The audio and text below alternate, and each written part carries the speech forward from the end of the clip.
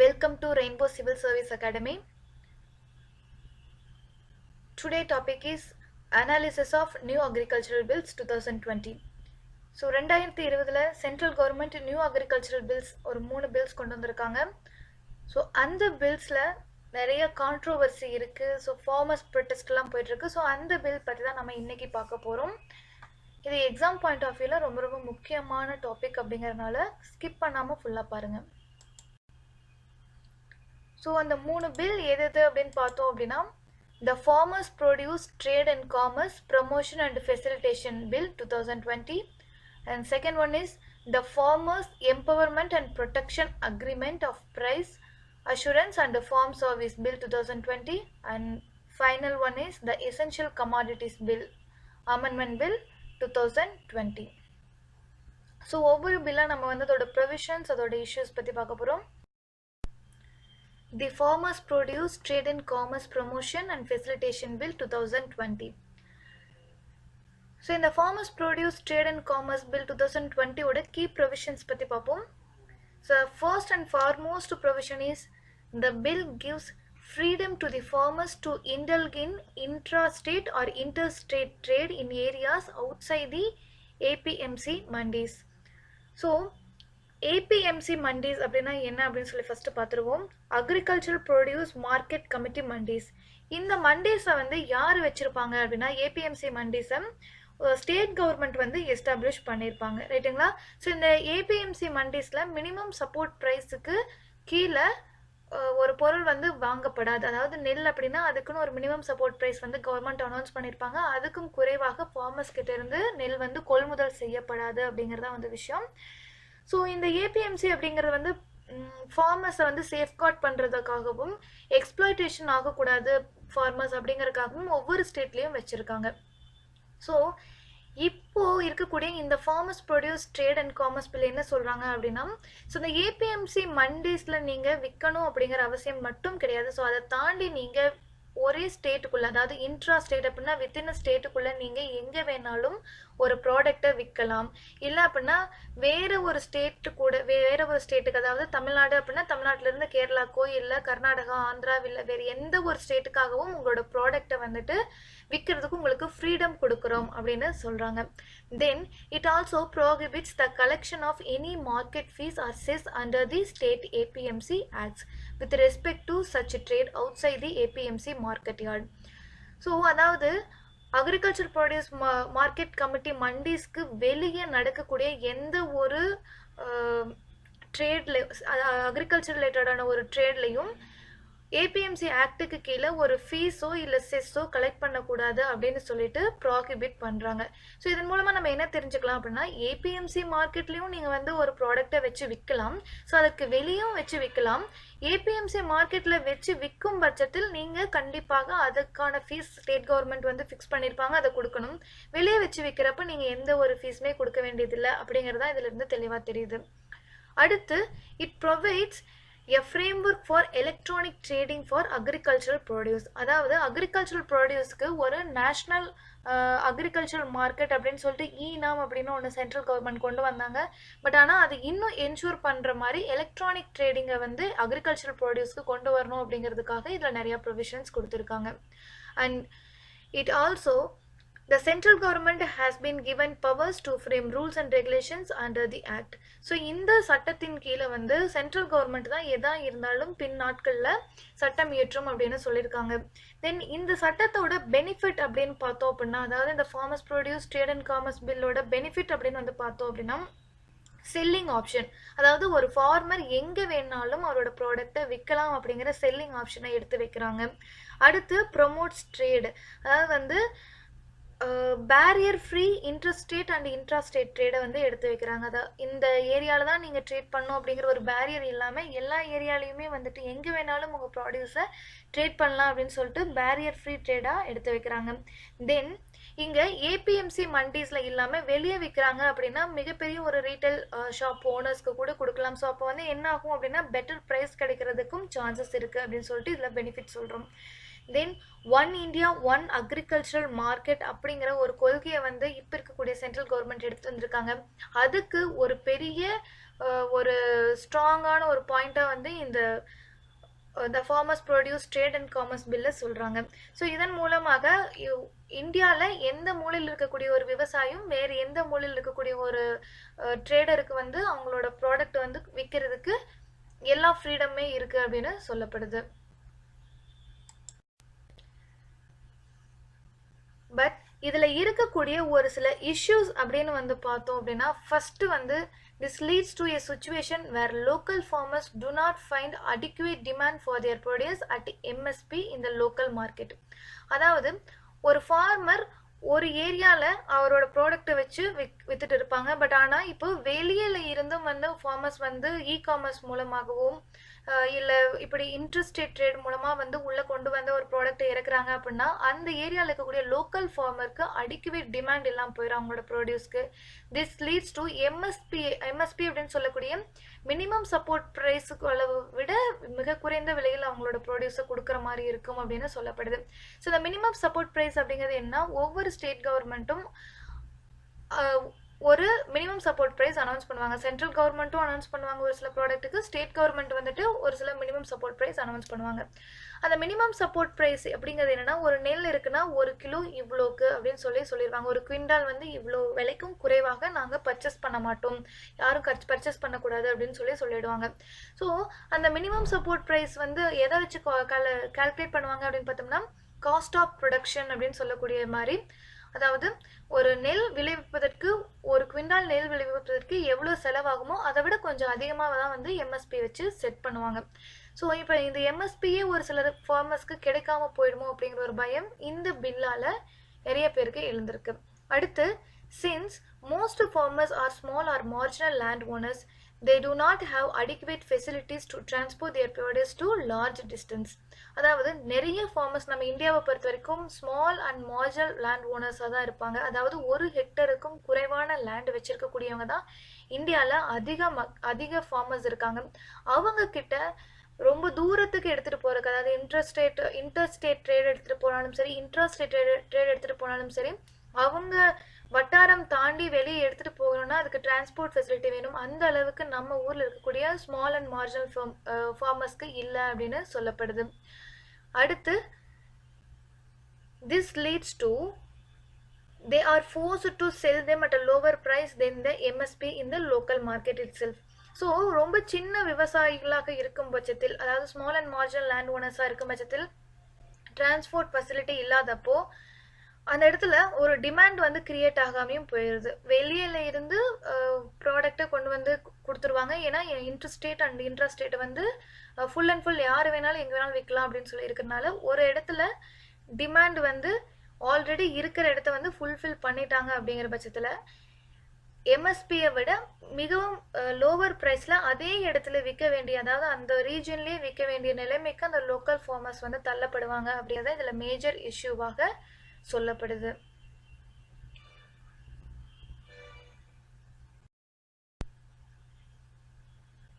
Next bill, the farmers empowerment and protection agreement on price assurance and farm services bill 2020. So the farmers agreement on price assurance and farm services bill 2020 இதோட key provisions எடுத்துட்டோம் அப்படின்னா, the one and only main point is it seeks to create a legal framework for contract farming in India. So இந்தியாவில் contract farming அப்படிங்கிறது ஒரு சில ஏரியாவில் மட்டும்தான் இருந்துட்டு இருக்கு. ஸோ இப்போ வந்து இந்த farmers agreement on price assurance and farm services bill மூலமாக ஒரு லீகல் ஃப்ரேம்ஒர்க் கொடுக்க பார்க்குறாங்க. கான்ட்ராக்ட் ஃபார்மிங்க்கு ஒரு லீகல் ஃப்ரேம்ஒர்க் கொடுக்கணும் அப்படிங்கிறத இந்த பில்லோட முக்கிய நோக்கமாக இருக்கு. ஸோ பட் இந்த பில் எடுக்கிறப்போ 2 ப்ராடர் கன்சர்ன்ஸ் எடுக்கிறாங்க. ஸோ 2 ப்ராடர் கன்சர்ன்ஸ் எடுத்தோம் அப்படின்னா, the first one is one principal concern with the contract farming has been regarding the negotiating power of the 2 parties involved. அதாவது ஒருத்தர் விற்கிறவராக இருப்பார், ஃபார்மராக இருப்பார், இன்னொருத்தவங்க வந்து வாங்கக்கூடிய ஒரு கான்ட்ராக்ட் ஃபார்மிங்கில் சைன் பண்ணக்கூடிய ஒரு பெரிய இண்டஸ்ட்ரி லெவலில் இருக்கக்கூடிய ஒரு அக்ரிகல்ச்சர் பேஸ்டு இண்டஸ்ட்ரியாக இருக்கும். ஸோ இவங்க 2 பேர்த்துக்கு இடையே தான் வந்துட்டு ஒரு கான்ட்ராக்ட் சைன் ஆகும். அந்த கான்ட்ராக்ட் சைன் பண்ணுறாங்க அப்படின்னா அங்கே ஒரு நெகோஷியேட்டிங் பவர் வந்து இருக்கணும். ஸோ இந்த நெகோஷியேட் பண்ணுறது கண்டிப்பாக வந்து ஒரு நார்மலான ஃபார்மர்ஸால் ஈஸியாக வந்து நெகோஷியேட் பண்ண முடியாது. அவங்கள விட அந்த இண்டஸ்ட்ரி பேஸ்டு அக்ரிகல்ச்சர் இண்டஸ்ட்ரி பேஸ்டில் வரக்கூடிய ஒருத்தவங்க வந்து ஈஸியாக வந்து நெகோஷியேட் பண்ணி ஃபார்மர்ஸ் கிட்ட இருந்து விலை குறைவாக ஒரு பொருளை வாங்குறதுக்கு நிறைய சான்ஸ் இருக்குது அப்படின்னு நம்பப்படுது. Second, the bill says that the quality parameter can be mutually decided by the two parties in the agreement. So இப்போ இந்த கான்ட்ராக்ட் ஃபார்மிங் சைன் பண்ணுறாங்க அப்படின்னா அதில் குவாலிட்டி பேராமீட்டர்ஸ் வந்துட்டு கவர்மெண்ட் செட் பண்ண போகிறது கிடையாது. ஸோ இதை வந்து அவங்களுக்குள்ளேயே பேசி அந்த 2 பேர் அக்ரிமெண்ட் சைன் பண்ணக்கூடிய 2 பேருமே பேசி அதுக்குள்ளே வந்து குவாலிட்டி பேராமீட்டர்ஸ் வந்து செட் பண்ணும் அப்படின்னு சொல்கிறாங்க. இப்போ குவாலிட்டி பேராமீட்டர்ஸ்குள்ளே வரல அப்படின்னா அந்த ஃபார்மர்ஸ் வந்து குறைவான விலைக்கே வந்து அந்த பொருளை விற்கக்கூடிய நிலைமைக்கு தள்ளப்படுவாங்க.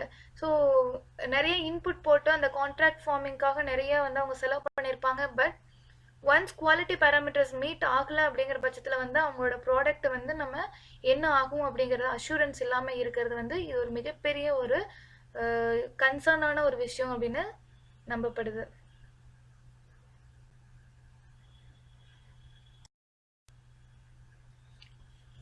Third bill is the Essential Commodities Amendment Bill 2020.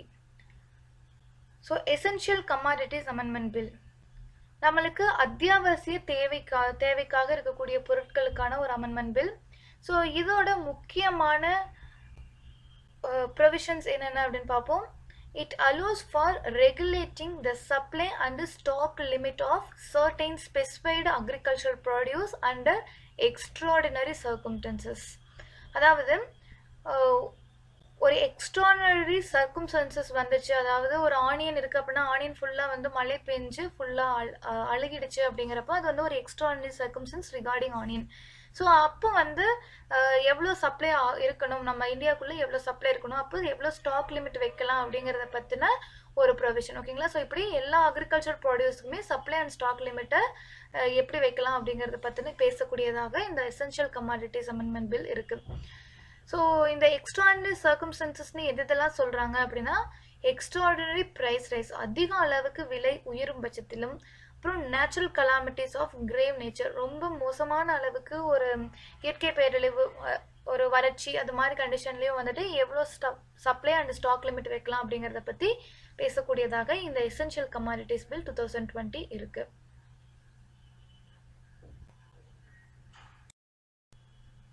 So இதில் என்ன இஷ்யூஸ் அப்படின்னு வந்து பார்த்தோம் அப்படின்னா an action on imposing stock limits will be based on the price trigger.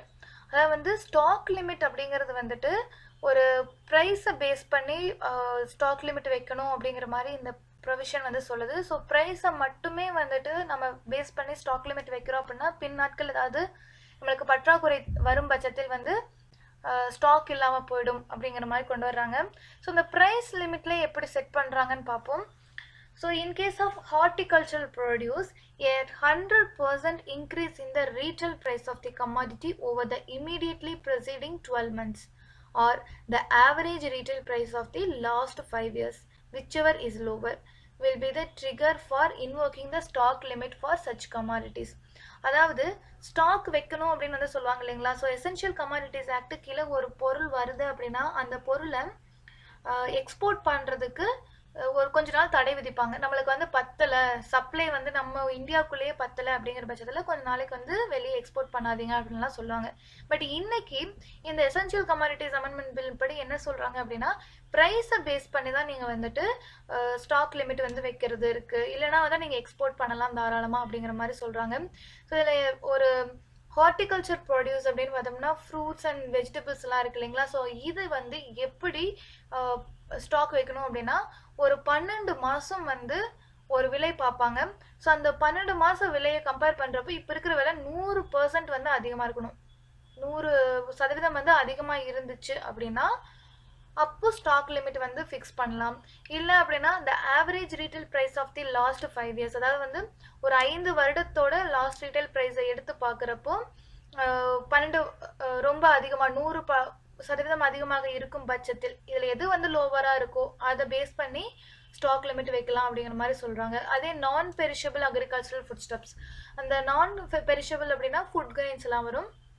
So இந்த நான் பெரிஷபிள் அக்ரிகல்ச்சரல் ஃபுட் ஸ்டப்ஸ் இதுக்கு வந்துட்டு எப்படி வந்து ஸ்டாக் லிமிட் ஃபிக்ஸ் பண்ணுறாங்க அப்படின்னா, இதுவும் மணி பேஸில் தான். அதாவது the price trigger will be a 50% increase in the retail price of the commodity over the immediately preceding 12 months or the average retail price of the last 5 years whichever is lower.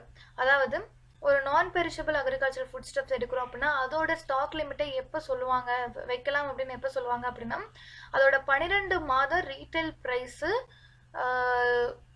விட அந்த 12 மாத retail ப்ரைஸை விட அந்த ப்ரைஸை விட 50% அதிகமாயிருந்தால், இல்லைன்னா last 5 இயர்ஸோட அதோட ரீட்டைல் ப்ரைஸ் அந்த ப்ராடக்டோட ரீட்டைல் ப்ரைஸோட 50% அதிகமாக இருந்துச்சுன்னா, இதில் வந்து எது கம்மியாக இருக்கோ அதை பேஸ் பண்ணி வைப்பாங்க, ரைட்டுங்களா? ஸோ அதை விட 50% அதிகமாக இருந்ததுன்னா அதுக்கு வந்து ஸ்டாக் லிமிட் வந்து செட் பண்ணி வைக்கலாம் அப்படிங்கிற மாதிரி இந்த எசென்ஷியல் கமாடிட்டிஸ் பில் 2020 சொல்லியிருக்காங்க. So this stock limit regulation will not be applicable for value chain participants of any agricultural produce if their stock limits remains within their installed capacity.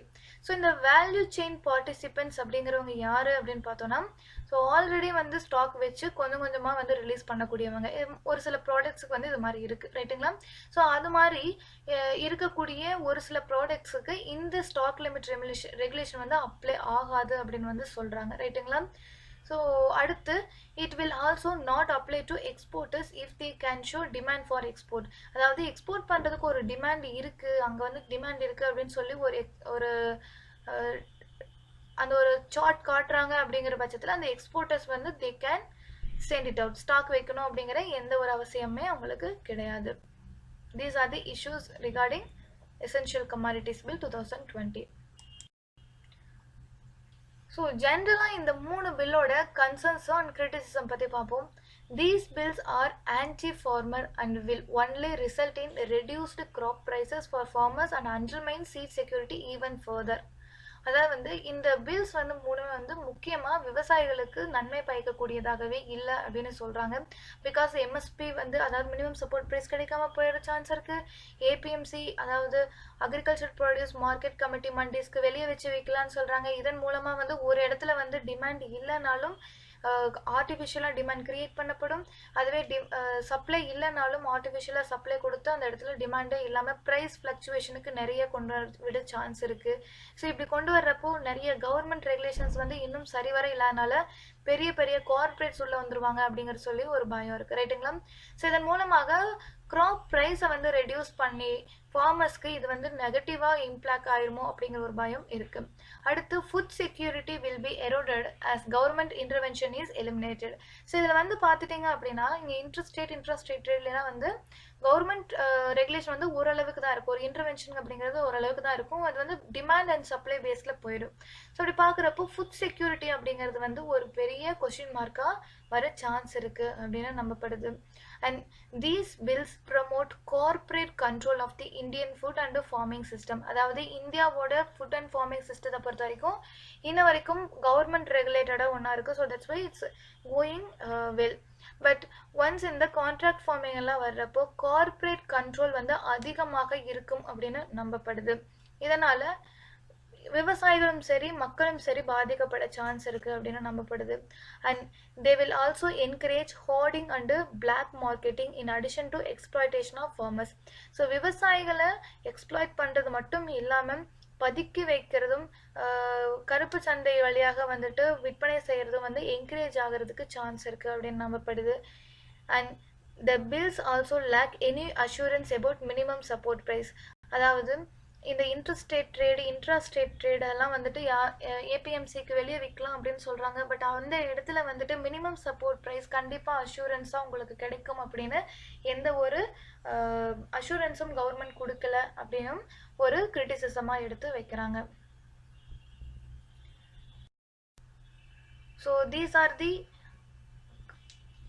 key provisions and the issues and concerns regarding new agricultural bills introduced by central government in 2020. If you like this channel, like, share and subscribe. Thank you.